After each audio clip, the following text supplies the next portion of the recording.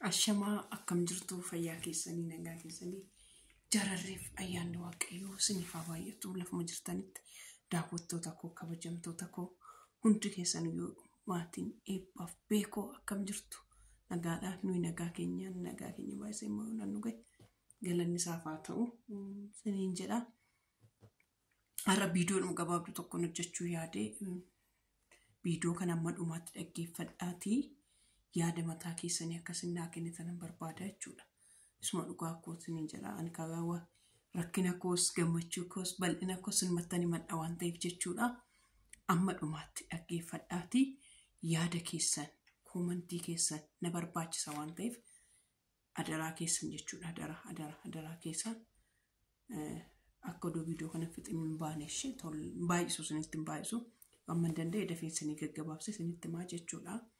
Yaa'u akkuma beektanii sirbii Tufaa artisti Tufaa Wadaajoo eebbuudhaaf akka kenname ni beekama.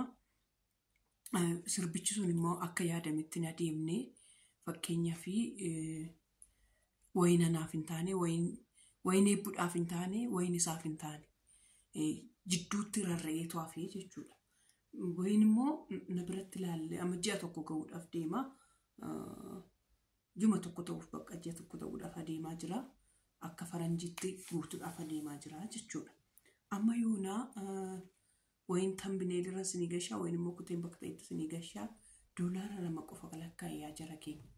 $2 jechuun anumtillee jechuudha. Kaanumtillee asii Finfinneedhaa bahee amma Nadaamaa ga'utti nyaata ijoollee malee nyaata ijoollee bakkeedhaa. Buskuutii faa juusii faa kana yoodootti hin dabalatin tiraanspoortii qofa 500 baasee deemee jechuudha. Anumtiyyuu jechuudha.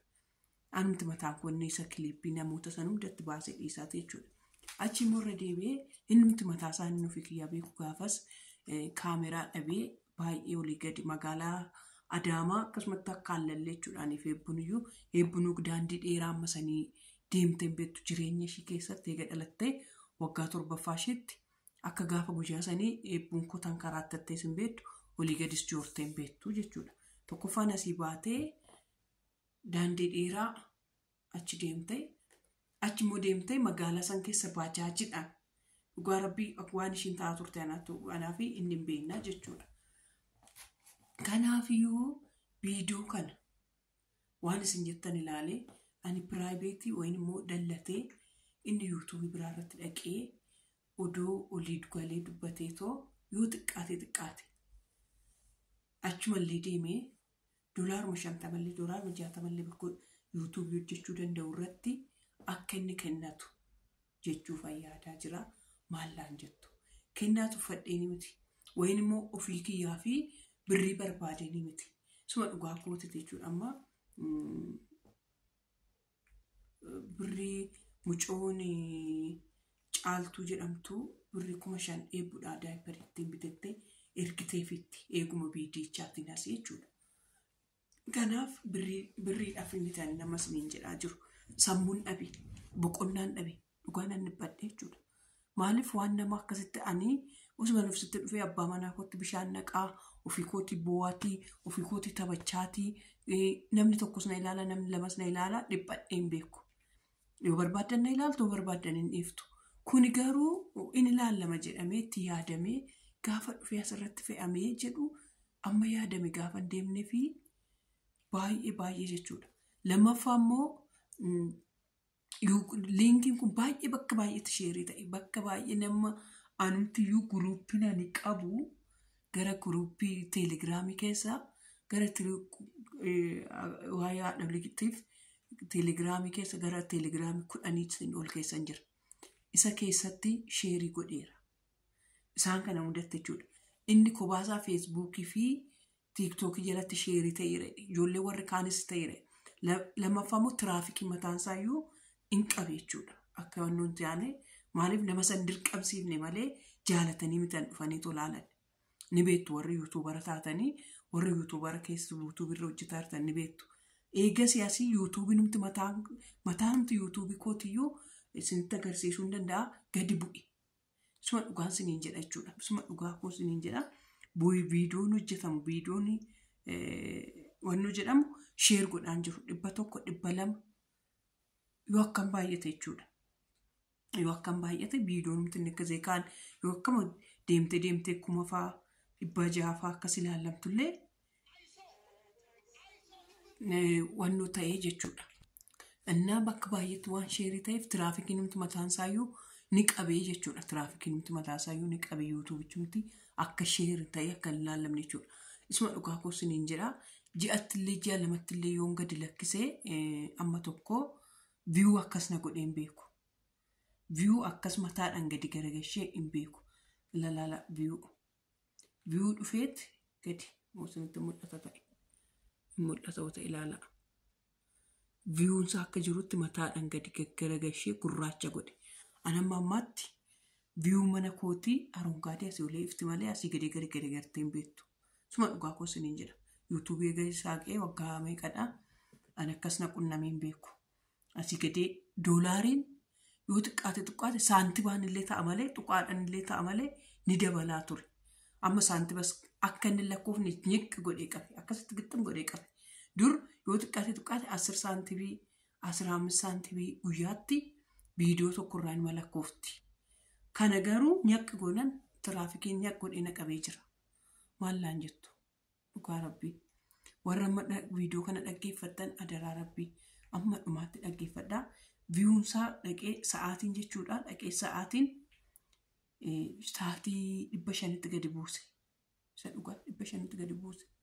Tokko dhufeennaan balaa keessa hin jira jechuudha. Sa'aatuma iyyuu narraa kaasuudhaaf. Kanaaf maal na gorsituu? Waa'ee sirbichaas maalittuu? Ishaan kollee rakkoon qabu dhumadluu narraayyuu tiraafikichumtiyyuu naqabee narraayyuu hawwannu jedhu.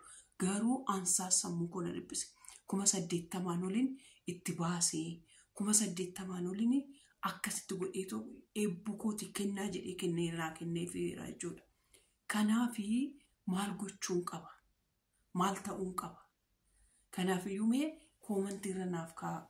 Qarshii namni kanaa akkasitti godhee wayin immoo xiqqaate jechuudha. Qarshii doolaara lama jechuun